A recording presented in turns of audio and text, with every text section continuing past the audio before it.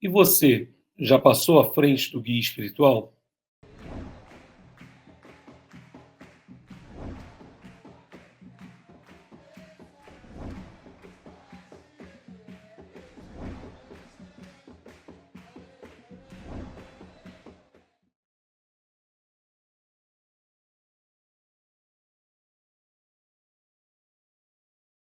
Olá, pessoal. Meu nome é Felipe Brasil. Eu sou dirigente do Templo Espiritualista Aruanda, casa de umbanda localizada em Maricá, no Rio de Janeiro. E uma das dúvidas, né, que muitos médios têm logo no início do seu processo, mas é uma questão que atravessa desde o médium iniciante até o médium mais maduro. É o que nós vamos ponderar e refletir. Você já passou à frente do seu guia espiritual? Você já se colocou na frente dele? Já falou o que você queria, o que você pensava quando estava incorporado? E aí vamos esmiuçar um pouquinho essa questão. O médium na fase inicial é muito comum ele vivenciar o processo anímico, onde a alma se manifesta, a alma fala. Nessa fase inicial, o guia e o médium estão vivendo um processo de calibração, de ajuste energético, né? É como se eu estivesse começando a usar uma roupa nova e essa roupa ela vai se ajustando ao meu corpo. E é muito comum um médium ter inúmeros medos nessa fase inicial. Essa fase, quando vencida, geralmente o médium começa a riscar seus pontos, começa a trazer suas confirmações, e ele precisa aprender a lidar com o fator da consciência. Lidar com a consciência também é um fator que vai atravessar toda a vivência mediúnica, todo o chão de terreiro, né, ao longo ali do tempo de vida daquele médium no trabalho espiritual. Então, outro ponto. Então, o médium, ele teve esse primeiro passo. O segundo passo, ele vai, começa a aplicar passe. E aí, né, geralmente, quando o médium começa a aplicar passes, ele começa a ter algumas percepções acerca daquela pessoa que está ali diante dele. E isso, às vezes, é um pouco inebriante, porque o guia traz uma informação no mental do médium que horas é só para ele, horas é para falar, né? E o médium ele vai precisar encontrar o momento certo disso, mediante a doutrina e a permissão da casa. Na nossa casa, por exemplo, o médium que aplica passe, que é um médium que incorporado ele é passista, ele não tem a autorização de falar ali durante o processo do passe. No máximo, mandar fechar os olhos, pedir para a pessoa se concentrar, mas não trazer nenhuma orientação, porque isso fica a cargo dos médiums de aconselhamento. Nessa segunda fase, o médium, às vezes, ele pode ficar um pouco tentado. Imagina que o pai dele vai ali diante dele, a esposa, a mãe, o filho, e aquele guia quer deixar, abre aspas, um recado. É muito comum nessas situações do médium ele dizer o que ele deseja para aquela pessoa, empoderado pelo guia.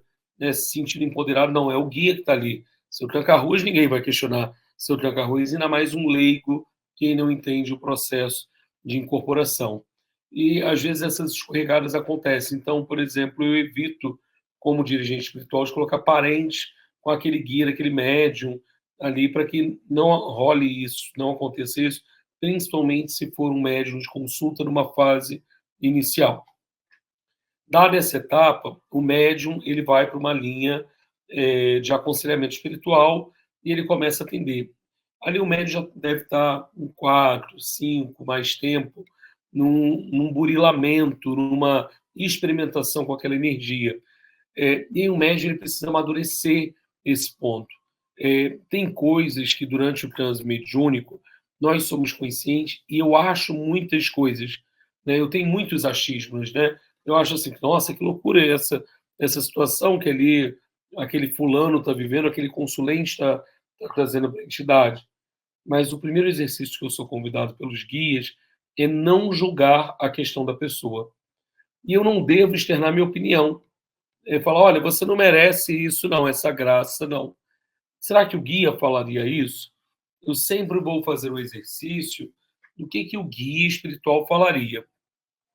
Já com quase 28 anos de trabalho mediúnico constante, né, na Umbanda, ao longo do tempo, eu fui aprendendo muitas vezes como o Pai José, que é o preto velho que me assiste, pensa. O que o pai José faria nessa situação? É o que eu procuro fazer. Ali, naquele processo do passar à frente, eu não devo fazer isso. Eu sou um espectador ativo daquela consulta. Eu sou um estagiário do guia, como se fosse um médico que vai para a sala de cirurgia, né, e ele comanda a cirurgia, esse é o guia. E o instrumentador, né, ali, o profissional que faz a instrumentação cirúrgica, é o médium. Ele só vai servir, ele só vai olhar, observar. Ele pode até fazer uma colocação no mental, perguntando a alguém: meu pai, é isso mesmo? Meu pai é por esse caminho? E o guia vai responder. Mas ele não deve falar: olha, isso aí você não merece. Né? Esses achismos não cabem a nós médiums. E eu falo isso por mim, por você, por todo médium. Nós não devemos atravessar a consulta, nós não devemos passar à frente do guia, nós não devemos realizar esse tipo de julgamento. Às vezes eu escuto situações que eu falo: poxa, é desnecessário trazer isso para o guia espiritual. Mas às vezes a pessoa traz da carência dela. Eu procuro silenciar e sempre ir para a posição do guia espiritual para aprender, porque ali dentro daquele processo nós somos eternos aprendizes. Eu já vi muitas situações ao longo da jornada de pessoas se prevalecerem de estarem, abre aspas, incorporadas, dizendo-se incorporadas, até às vezes você notava energia, firmeza naquele médium, mas ele aproveitava para dar os recados dele. Ele aproveitava porque ele não ia ser questionado ao estar incorporado. E até no passado era muito comum aquela entidade, né, alguns dirigentes espirituais, adotarem uma postura coercitiva, né? Tipo, não é o guia, né? Então ele faz o que ele quiser, né? E isso a gente deve ter muito cuidado. Então, senhor médium, senhora médium, cuidado para não cair nessa esparrela, para não passar na frente do guia e angariar karma, ao invés de você estar utilizando da santa ferramenta mediúnica para o seu processo de evolução.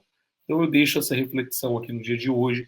Convido a vocês a se inscreverem no canal, a compartilharem, a deixarem seus comentários, né, e sugestões de vídeos.